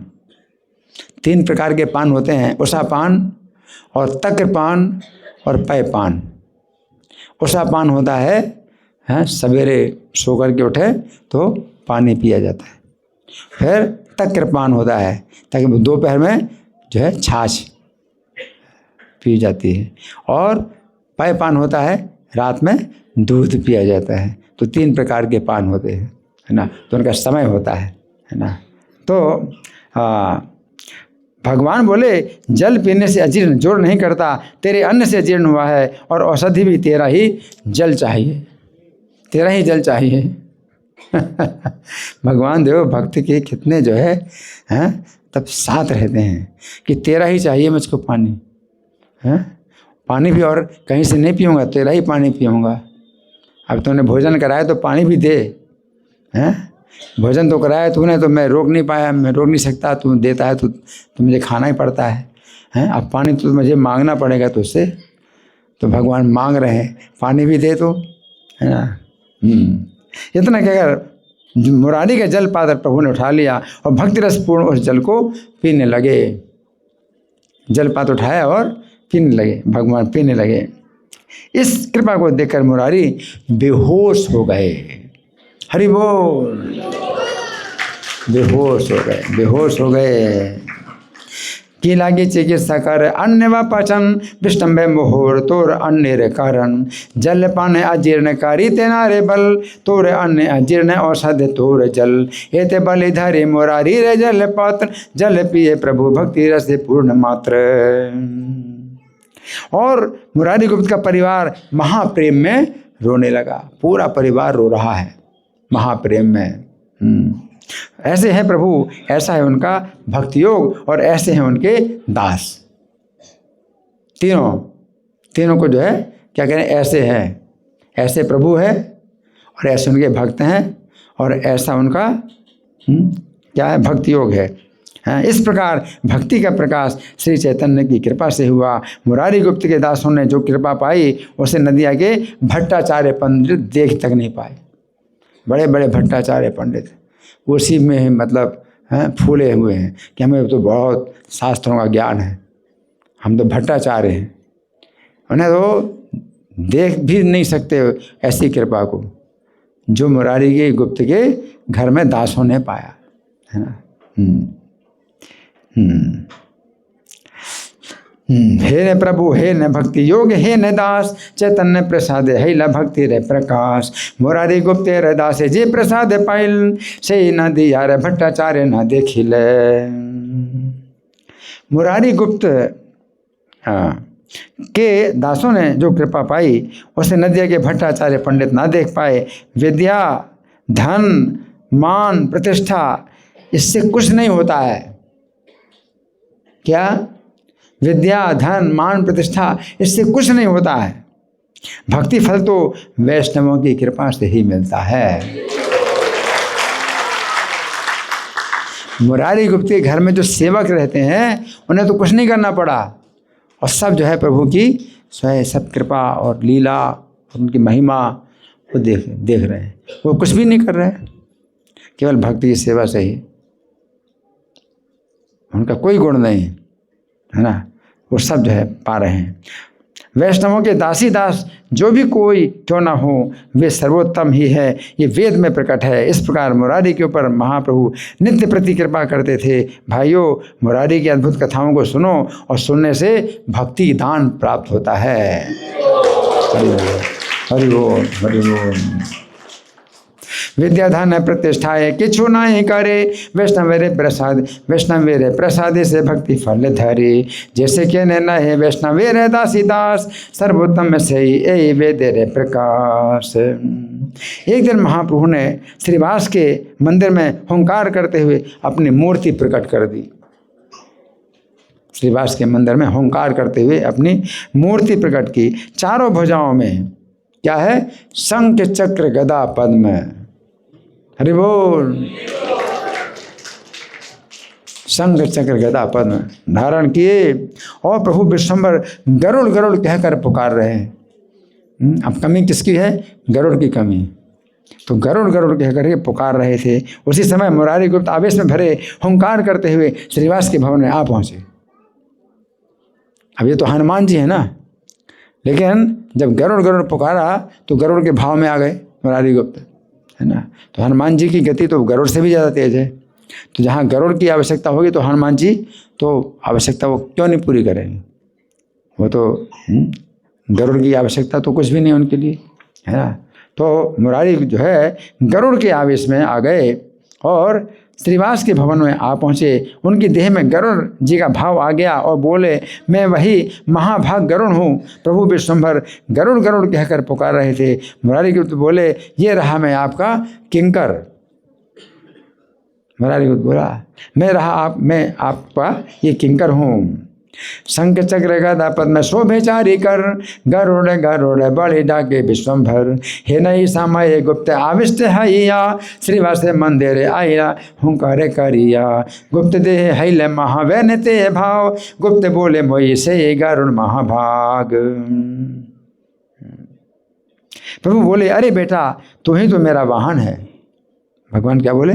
अरे बेटा तू ही तो मेरा वाहन है। गुप्त ने कहा, हाँ मैं आपका वाहन हूँ। भूल गए क्या? मैं आपको लेकर स्वर्ग से पारिजात वृक्ष और अपनी पीठ पर उठा के ले आया था। मैं आपको स्वर्ग ले गया था और पारिजात वृक्ष आपने जो है मेरी पीठ में रखा था, तो वो पारिजात वृक्ष भी द्वारका में फिर मैं ले आया था। तो पहले मैंने किया था। तो हनुमान जी गरुड़ के भाव में बोल रहे हैं ना। प्रभु बोले, बेटा तू मोहरे वाहन है गुप्त बोले बचन। गुप्त बोले, पासारी ला तो मारे लहिया, स्वर्ग है ते पारे जाते आई लो वहिया। और भूल गए प्रभु, मैं आपको लेकर बाणासुर के नगर को भी गया था। बाणासुर के नगर को भी गया था। मैंने ही स्कंद कार्तिकेय के टुकड़े टुकड़े किए थे। आओ प्रभु मेरे इस कंधे पर चढ़ जाओ, आज्ञा करो मैं कौन से ब्रह्मांड के भीतर आपको ले चलूं। कौन से ब्रह्मांड के भीतर? यानी इस ब्रह्मांड से बाहर भी निकलना होगा, और फिर किसी ब्रह्मांड के भीतर, तो कौन से ब्रह्मांड के भीतर में जाना है ये भी बता दो मुझे। कितनी बड़ी बात है। मैं कौन से ब्रह्मांड के भीतर आपको ले चलूं? और विश्वम्भर मुरारी गुप्त के कंधे पर चढ़ गए और श्रीवास भवन में जय जय ध्वनि होने लगी। सब भक्त लोग जो है जय हो ध्वनि करने लगे। भगवान जो है मुरारी गुप्त के कंधे में चढ़े हैं, है ना। और उस समय क्या हुआ, हाँ, कंधे पर भगवान को लिए मुरारी गोलाकार घूमते हुए सारे आंगन में चक्कर देने लगे। गोलाकार, भगवान ने कुछ आदेश तो दिया नहीं, बैठ गए, तो अब आदेश के बिना तो चक्कर लगा रहे हैं पूरे श्रीवास भवन में। जो है बहुत बड़ा भवन है, उसमें चक्कर लगाने लगे। पतिव्रता स्त्रियां जय ध्वनि और हुलू ध्वनि दे रही थीं और भक्तजन सब महाप्रेम में रोने लगे। हरि बोल हरि बोल हरि बोल। गुप्त स्कंदे चढ़े मिश्र चंद्र रे नंदन, जय जय ध्वनि हैला श्रीवास भवन। स्कंदे कमलार नाथ वैद्य रे नंदन, रण दिया पाके फेरे सकल अंगन। जय होला होली दे पतिव्रता गण, महाप्रेम में भक्त सब करे क्रंदन। कोई जय जय कहते और कोई हरि हरि पुकारते। कोई कहते हे प्रभु ऐसा करो कि हम इस रूप को कभी ना भूलें। हरि बोल। ऐसा करो कि इस रूप को हम कभी ना भूलें, है ना। तो एक बिहारी का जो है दोहा है, तो उसमें वो कहते हैं यही बानक मोह मन सदा बसो बिहारी लाल। तो भगवान का जो है जिस रूप में दर्शन करें तो भक्ति इच्छा होती है कि यही रूप हमेशा मेरे मन में बसा रहे। फिर भगवान रूप अपना बदल देते हैं तो भक्त कहता है इसी रूप में आप हमेशा मेरे मन में रहो। क्यों? भगवान के प्रत्येक रूप में नवीनता होती है, तो जो भी रूप देखता है कहता है इसी रूप में हमेशा रहो मेरे, है ना। पीते बसन कटिकाशनी कर मुरली और माल, यही बानक मोह मन सदा बसो बिहारी लाल। तो बिहारी का जो दोहा है तो उसमें बिहारी लाल जो है दो अर्थों में है। बिहारी लाल अपनी छाप, अपने नाम की छाप लगा दी बिहारी लाल, और बिहारी लाल भगवान कृष्ण को भी बोलते हैं बिहारी लाल। तो बसो बिहारी लाल यही बानक, यानी इसी रूप में मेरे मन में सदा आप बिहारी लाल बसे रहो, है ना। तो पीत वसन माना आपके जो है शरीर में पीत वस्त्र हैं, और कटिकाछनी और कमर में जो है करधनी है, और कर मुरली और हाथ में मुरली है, और माल और छाती में माला है। यही बानक मोह मन सदा बसो बिहारी लाल। तो ये भक्त लोग जो है इस रूप में अब भगवान को क्या चाहते हैं, हमेशा रहो हमारे मन में, ये रूप, है ना। तो प्रत्येक रूप क्या होता है भगवान का, वो होता है अपूर्व होता है, कि जैसे पहले कभी नहीं देखा ऐसा। तो क्या कहते हैं कि हे प्रभु ऐसा करो कि हम इस रूप को कभी ना भूलें।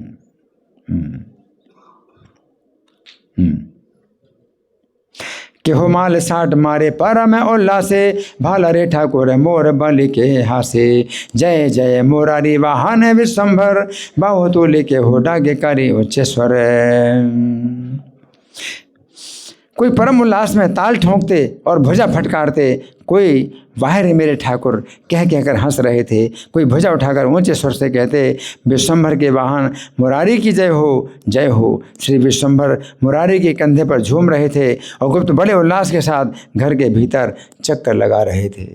घर का मतलब बाउंड्री, तो बाउंड्री बहुत बड़ी है, तो घर का पूरा चक्कर लगा रहे हैं क्योंकि बाउंड्री बहुत बड़ी है। तो मुरारी जो है बड़ी तेजी से घर का चक्कर लगा रहे हैं।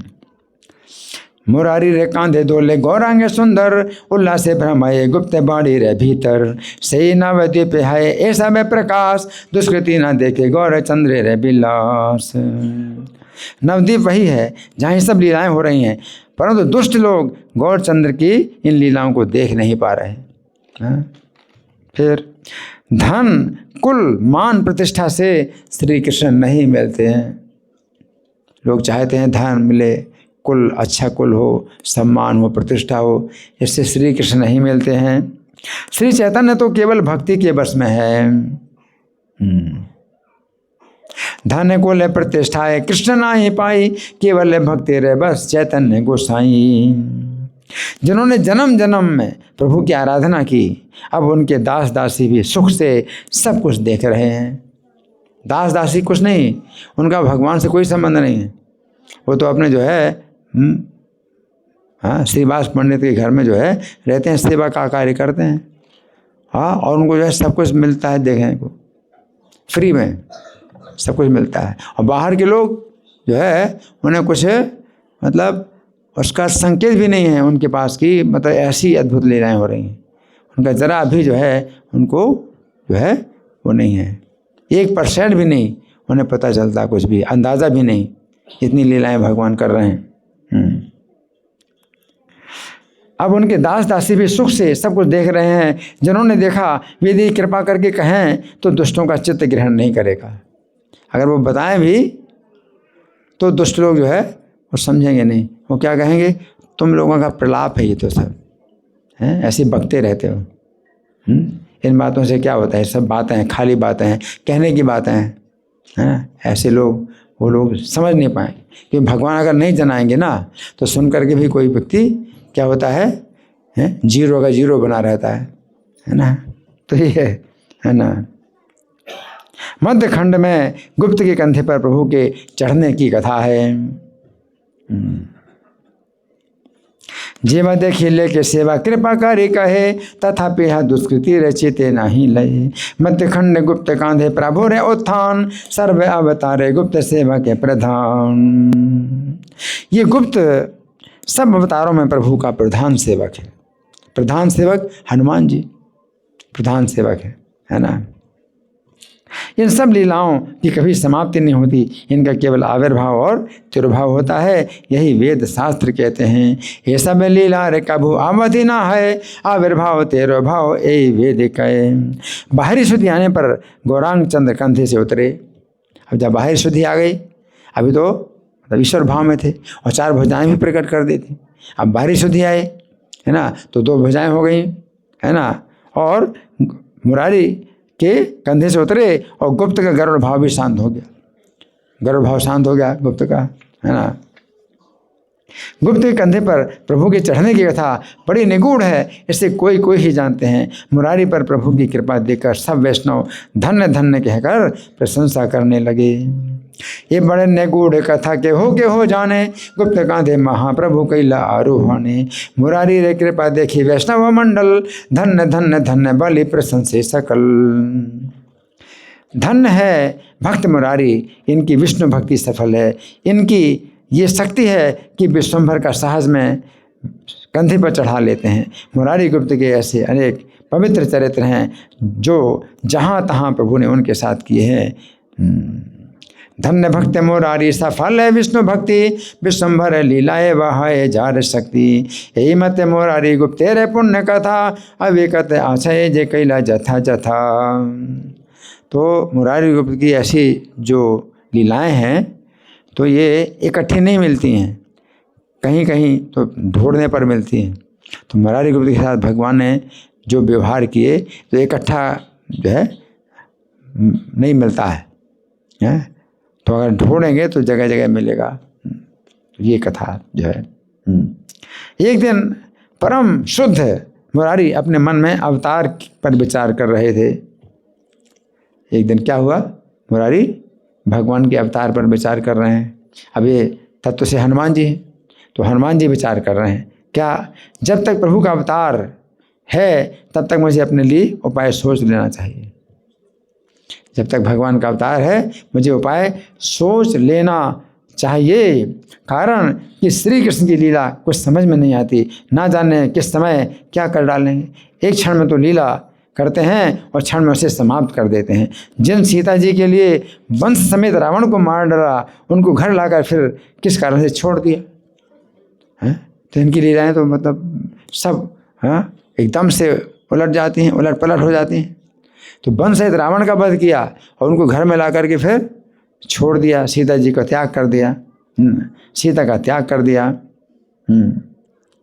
जो यादवगण उनको प्राणों के समान थे, आपस में लड़ कट कर प्राणों को खो बैठे और प्रभु साक्षात चुपचाप देखते रहे हैं। तो सब जो है उनका ऐसा उल्टा व्यवहार हो जाता है ना। यादवों का भी जो है विनाश वो देख रहे हैं, सब लड़ करके जो है नष्ट हो गए। अतएव जब तक महाप्रभु का अवतार प्रकट है तब तक मुझे अपने देह त्याग का उपाय कर लेना चाहिए। तो मैं देह त्याग कर लूँ, वे भगवान मुझे त्याग करेंगे तो भगवान मेरा भी त्याग करेंगे, मैं किस गली का हूँ। यादवों को भी जो है मतलब नष्ट करा दिया, सीता जी का त्याग कर दिया, तो मैं मेरा त्याग करेंगे, उससे पहले ही मैं क्या करूँ, अपना शरीर त्याग कर दूँ। तो मुरारी को सोचने लगे, ऐसा सोचने लगे। ना बुझी कृष्ण लीला का खाने की करे, तखाने सृजय लीला तखाने संघारे। जय सीता लागी हमारे सबन से रावण, आने छाड़ीला सीता के मन कारण। जे यादव गण ने जे प्राणेर समान, साक्षात देखे तारा हाराए पराण। अतएव यावत आछय अवतार, तावत अमार देह त्याग प्रतिकार।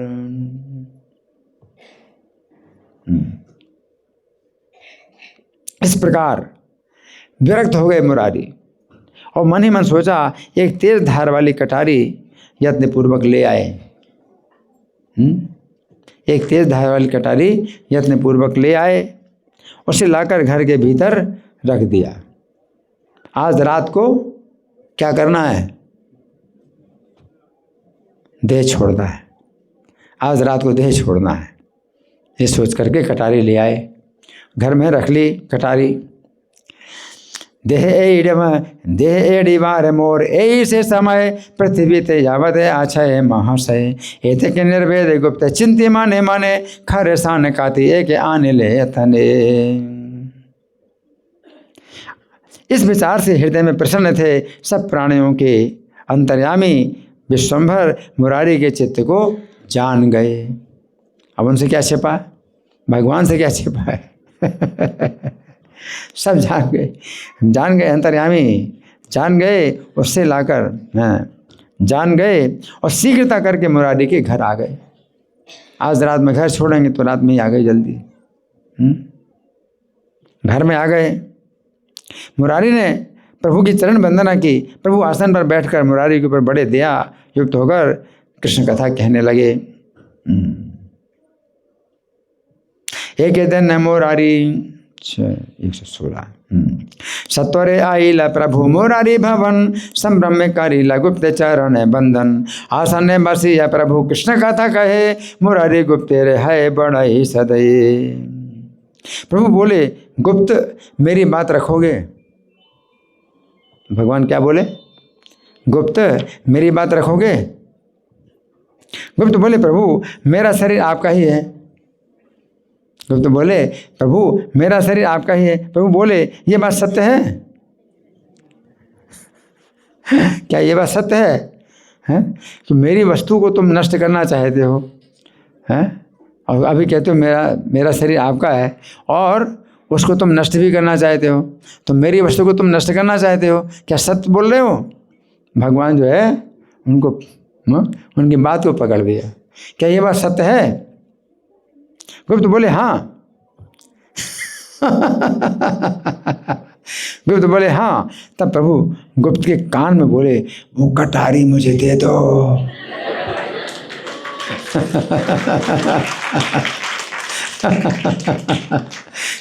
ये छिपा करके किसी को बताया नहीं है, तो भी छिप करके कान में बताओ, कटारी मुझे दे दो। जो कटारी देह छोड़ने के लिए ला करके रखी है। प्रभु बोले, गुप्त मांगे राखी बा अमार। गुप्त बोले, प्रभु मोर शरीर है तुम्हार। प्रभु बोले, एता सत्य। गुप्त बोले, है काते खाने दे है मोरे प्रभु खाने कहे। जे काते थोई ला दे है छाड़ी वारे तारे, ताहा आने दे है आसे घरे रे भीतरे। गुप्त ने हाय हाय कह के बड़ा दुख प्रकट किया। आपसे किसी ने मिथ्या बात कही है। गुप्त कहले, आपसे किसी ने मिथ्या बात कही है। प्रभु बोले, मुरारी तुम तो बड़े भोले मालूम होते हो, तुम तो बड़े भोले मालूम होते हो। अरे किसी दूसरे ने मुझे नहीं कहा, मैं सब जानता हूँ। जिसने कटार बना करके दी है उसे भी मैं जानता हूँ। जिसने कटार बना करके दी है और तुमने उसे जहाँ रखा है वो जगह भी मैं जानता हूँ। जहाँ रखी है वो जगह भी मैं जानता हूँ। छिपा करके रखी थी और छिपा के रखे तो कोई ढूंढ नहीं पाएगा, हैं? भगवान के जहाँ छिपा के रखिए वो जगह भी मैं जानता हूँ। हाँ, अंतर्यामी प्रभु सब स्थान जानते हैं। वे घर के भीतर गए, कटारी सामने ले आए। दिखाई कटारी मुरारी को, ये कटारी है, ये किस लिए रखी तुमने? भगवान कहते हैं ये कटारी तुमने रखी है। प्रभु बोले गुप्त ये व्यवहार है तुम्हारा। भगवान बोले गुप्त ये व्यवहार है तुम्हारा। प्रभु बोले मुरारी बड़े तत देखी ले भूल, पर कहे ले कि आमे जाने के हैं भूल। जे गढ़ी अदल काती ताहा धानी आमी, ताहा जाने जथा काती थुई अच्छ तुमी। सर्वभूत अंतर्यामी जाने सर्वस्थान, घरे गिया कटारी अनिला विद्यमान। भला किस दोष के कारण मुझे छोड़कर जाना चाहते हो? अब भगवान क्या बोले, मेरा कौन सा दोष है, मेरा कौन सा दोष देखा तुमने जो मुझे छोड़ करके जाना चाहते हो? भगवान बोले कौन सा दोष है मेरा, मुझे छोड़ करके जाना चाहते हो? तुम्हारे चले जाने पर मैं किसके साथ लीला करूंगा? हरि बोल। तुमने ऐसी बुद्धि किससे सीखी? तुमने ऐसी बुद्धि किससे सीखी?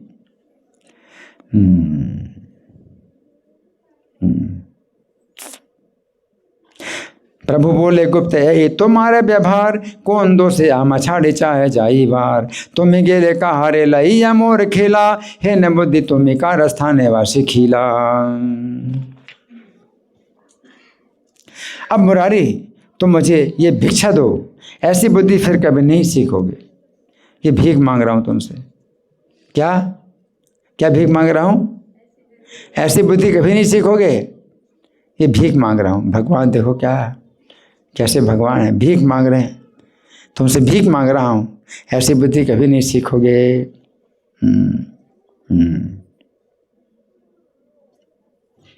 ऐसा कह प्रभु ने मुरारी को गोद में लेकर उसका हाथ उठा करके अपने सिर पर रखा।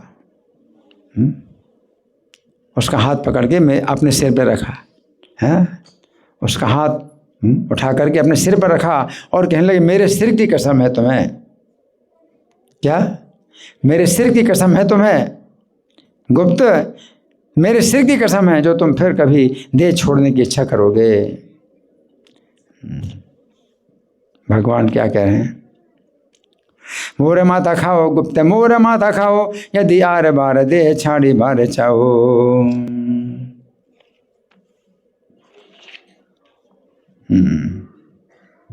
हल बढ़ाकर मुरारी पृथ्वी पर गिर पड़े। हल बढ़ाकर मुरारी पृथ्वी पर गिर पड़े और प्रभु के श्री चरणों को अपने प्रेम जल से धोने लगे, आंसुओं से धोने लगे। हरि बोल। आंसुओं से धोने लगे। और श्री चरणों को पकड़ करके मुरारी रो रहे हैं और श्री सच्चिनंदन मुरारी को गोद में लेकर के रो रहे हैं। उनके चरणों को पकड़ के मुरारी रो रहे हैं और भगवान मुरारी को अपनी गोद में लेकर के रो रहे हैं। दोनों रो रहे हैं, दोनों रो रहे हैं।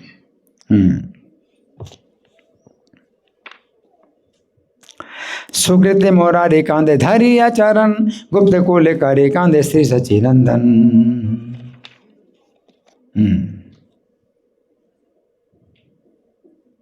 जो कृपा प्रभु मुरारी गुप्त के ऊपर करते हैं उसकी लालसा लक्ष्मी जी भी करती हैं, ब्रह्मा जी करते हैं, शेष जी करते हैं और शंकर भी करते हैं। मिलती रही कृपा। जो कृपा मुरारी के ऊपर भगवान करते हैं, लक्ष्मी जी भी अभिलाषा करते हैं, शंकर जी ब्रह्मा जी अभिलाषा करते हैं, है ना। ऐसी जय प्रसाद मुरारी गुप्ते रे प्रभु करे, ताहा वांछे रमा आज अनंत शंकरे।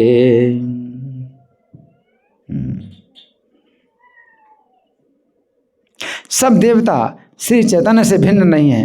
वेद यही कहते हैं कि ये श्री कृष्ण से अभिन्न है। यही गौरचंद्र शेष रूप से पृथ्वी को धारण करते हैं, यही प्रभु ब्रह्म रूप से सृष्टि करते हैं, श्री गौरचंद्र ही शिव रूप से संहार करते हैं, अपने मुख से अपनी स्तुति करते हैं। जो सब देवता गौरचंद्र की सेवा करते हैं वे गौरचंद्र से भिन्न नहीं है ना।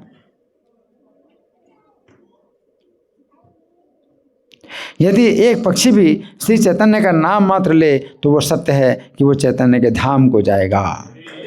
अरे बोल।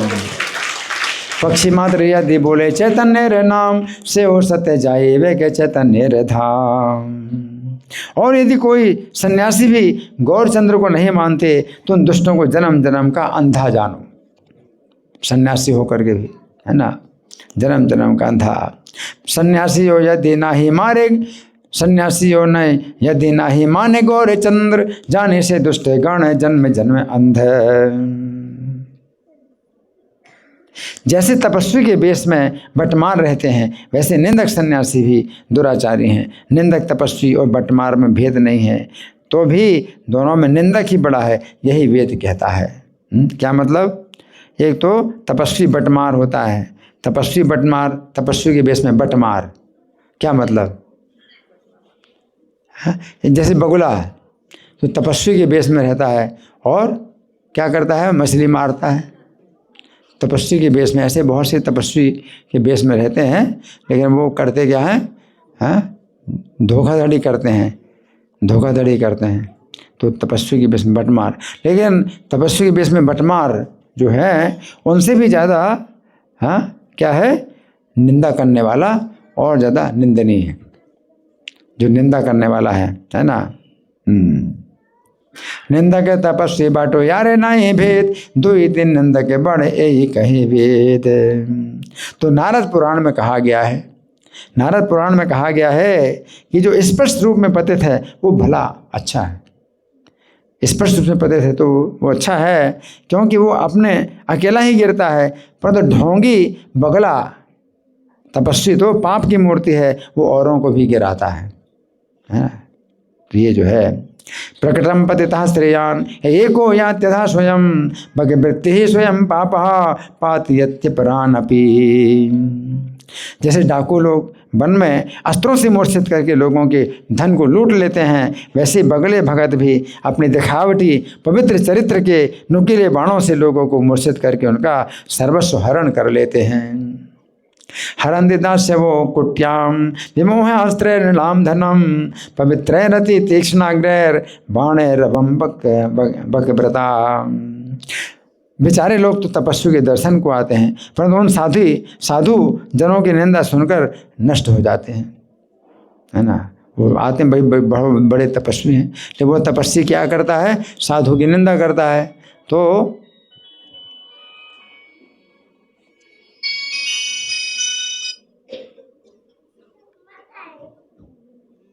मैंने अपना मोबाइल बंद कर दिया, अपने मोबाइल सब बंद कर लीजिए।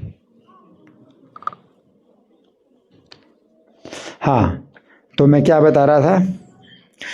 बेचारे लोग तो तपस्वी के दर्शन करने के लिए आते हैं, बड़े तपस्वी हैं भी, बड़े महात्मा हैं, बड़े विरक्त हैं, और वो तपस्वी साधुओं की निंदा करता है, तो वो बेचारे तपस्वी के दर्शन करने आए थे अपना कल्याण करने के लिए और मारे गए, है ना। तो साधु की निंदा सुनने से सब सुकृति नष्ट हो जाती है और जन्म जन्म के लिए पतन होता है, ऐसा चारों वेद कहते हैं। बटमार तो केवल एक जन्म में ही मारता है, परंतु निंदक तो जन्म जन्म में मारता है, जन्म जन्म के लिए मारता है बटमार। देव निंदक तपस्वी बटमार है, बटमार से भी अधिक दुराचारी है। ब्रह्मा से लेकर तृण पर्यंत सभी श्री कृष्ण का वैभव है, अतएव किसी की केवल निंदा से ही श्री कृष्ण रुष्ट हो जाते हैं, ऐसा सब शास्त्र कहते हैं। अतएव निंदक तपस्वी बाटो यार है तेयो अत्यंत धुनाचार। अनिंदक होकर जो एक बार कृष्ण कहता है, श्री कृष्ण उसका सहज में ही उद्धार कर देते हैं, ये सत्य है। हरि बोल। आप ब्रह्म स्तंभादि सब कृष्ण रे वैभव, निंदा मात्र कृष्ण रुष्ट कहे शास्त्र सब। चार वेद पढ़ करके भी यदि कोई निंदा करता है तो जन्म जन्म में वो कुंभीपाक नरक में डूबकर मरता है। देखो, श्री भागवत पढ़ करके भी किसी की बुद्धि भ्रष्ट होती है, तभी तो नित्यानंद जी की निंदा करते हैं, उनका सर्वनाश होगा। इसी नवद्वीप में श्री गौरचंद्र का प्रकाश हुआ था, परंतु उन सब सत्य विलासों को निंदक जन नहीं मानते हैं। श्री चैतन्य चरणों में जिनकी रतिमति हो, उनकी ही संगत मुझे जन्म जन्म में प्राप्त हो। हरि बोल। भागवत पढ़ी आयो कारो बुद्धिनाश, नित्यानंद निंदा करे है व सर्वनाश। हे नवद्वीप गौर चंद्र प्रकाश, न मन निंदक सब से सत्य विलास। अब देखिए कहा गया कि निंदा नहीं करना चाहिए, और निंदा तो कर रहे हैं, तो मतलब निंदा करना भी चाहिए। तो इसलिए मतलब ये नहीं कि भाई किसी की निंदा ना करो, है ना। इसलिए प्रभुपाद भी निंदा करते थे, हमारे सब आचार्यों ने निंदा की। जैसे साहजिया लोग होते हैं, है ना, तो वो जो है नियमों को तोड़ते हैं, तो उनका जो है व्यभिचार और उनका नशा तो बिल्कुल खुली रूप में करते हैं, व्यभिचार नशा, और गोपी भाव की नकल करते हैं। तो हमारे आचार्य भी निंदा करते, प्रभुपाद भी निंदा करते हैं। तो इसलिए पहले जैसे कहा कि भाई किसी की निंदा नहीं करो, तो फिर हम इसी बात को पकड़, भाई किसी की निंदा नहीं करना चाहिए, है ना। लेकिन फिर निंदा तो की, ये बटमार है, वो बटमार है, ऐसा है, तो एक निंदा की बात तो है। इसलिए एक बात को नहीं पकड़ना है भाई निंदा नहीं करना चाहिए। फिर जो निंदा करने वाले हैं उनकी हम निंदा करते हैं, तो वो भगवान का गुणगान होता है। ये भी भगवान का गुणगान है कि नहीं है। भगवान का गुणगान एक सीधे होता है, भाई हम भगवान का गुणगान करते हैं। लेकिन जो भगवान की निंदा करे या वैष्णव की निंदा करे, तो जब उसकी हम निंदा करते हैं तो अभी भगवान का गुणगान है ना। तो इसलिए दोनों बातों को समझना चाहिए, क्योंकि निंदा तो मतलब फिर भी होती ही है, निंदा तो हमें करना ही पड़ेगा। अगर वैष्णव बनना है तो आपको निंदा करना ही पड़ेगा, है ना। तो इसलिए कि नित्यानंद की निंदा करते हैं उनका सर्वनाश होगा। इसी हाँ, तो चैतन्य चरणों में जिनकी रतिमति हो उनकी ही संगति मुझे जन्म जन्म में प्राप्त हो। चैतन्य चरण जार आछे रतिमति, जन्म जन्म है जिन ताहारे संगति। 8 सिद्धियों से युक्त हो, 8 प्रकार की सिद्धियां जिसको प्राप्त हुई हो, और चैतन्य की भक्ति से शून्य है, तो उस पापी का मुंह मैं कभी ना देखूं। क्या 8 प्रकार की सिद्धियां? क्या? अणिमा, लघिमा, गरिमा, महिमा, प्राप्ति, सिद्धि, प्राकाम, कितनी बड़ी बड़ी सिद्धियां हैं। अणिमा सिद्धि क्या होती है? शरीर को आप इतना छोटा कर दो, है ना, तो इतना छोटा कर दो, उनको जो है पेटी में बंद कर देते हैं, ताला लगा देते हैं और बाहर निकल आते हैं। अणिमा सिद्धि है। और महिमा सिद्धि, अपने शरीर को कितना बड़ा कर सकते हैं। गरिमा सिद्धि, बहुत भारी कर सकते हैं अपने शरीर को। लघिमा, शरीर को बिल्कुल हल्का रुई की तरह कर लेते हैं, पानी में चलने लगते हैं। तो 8 से 8 प्रकार की सिद्धियाँ, कितनी बड़ी चीज़ है। लेकिन क्या कहा? 8 प्रकार की सिद्धियाँ में जिसको प्राप्त हो और चैतन्य की भक्ति से शून्य है, तो ज़्यादातर ऐसे सिद्ध लोग जो है भक्ति में होते ही नहीं, बिल्कुल भक्ति में जीरो होते हैं, है ना। तो उस पापी का मुख मैं कभी ना देखूं। अष्ट सिद्धि युत चैतन्य ते भक्ति सुन, कभु जन न देखो से पापी हीन पुण्य। मुरारी गुप्त महाप्रभु, मुरारी गुप्त को महाप्रभु सांत्वना देकर प्रसन्न मन से अपने घर को चले गए। मुरारी गुप्त के ऐसे ऐसे अनुभव हैं, मैं क्या कहूँ, उनका प्रभाव प्रकट है। नित्यानंद प्रभु के मुख से वैष्णवों का तत्व और उन सबों का महत्व मैंने कुछ कुछ सुना। जिनकी कृपा से चैतन्य में मेरी प्रीति हुई, वे नित्यानंद प्रभु जन्म जन्म में मेरे नाथ होवें। हरि बोल, हरि बोल। नित्यानंद प्रभु मुख्य वैष्णवेरे तत्व, किछु किछु सुनी लांग सभारे महत्व। जन्म जन्म नित्यानंद हऊ मोर पति, चाहरे प्रसादे हैल चैतन्य रे रति। हे जगन्नाथ मिश्र के नंदन, तुम्हारे नित्यानंद मेरे प्राणधन हो, मेरे प्राणनाथ के जीवन हे विश्वंभर, यही एक बड़ा भरोसा मेरे चित्त में निरंतर रहता है। श्री कृष्ण चैतन्य और नित्यानंद चंद्र मेरे जीवन प्राण हैं। उनके युगल चरणों के सानिध्य में मैं वृंदावन दास उनकी लीलाओं का गान करता हूँ। जय जय जगन्नाथ मिश्र नंदन, तोर नित्यानंद हो मोर प्राण धन। मोर प्राणनाथ हेर जीवन है विश्वंभर, ये बड़े भर सचित धरि निरंतर। तो आज की जो कथा है, अभी 8:30 बजा है, तो अब हम कुछ विशेष जो है प्रश्नोत्तर का कार्यक्रम करेंगे। तो ज़्यादा समय उस करें हम प्रश्नोत्तर, तो इसलिए अभी कथा यहीं पर विराम कर रहे हैं। अच्छा, तो कुछ लोग बोलना भी चाहते हैं, तो बोलने की इच्छा है। ठीक है। हरि बोल, हरि बोल।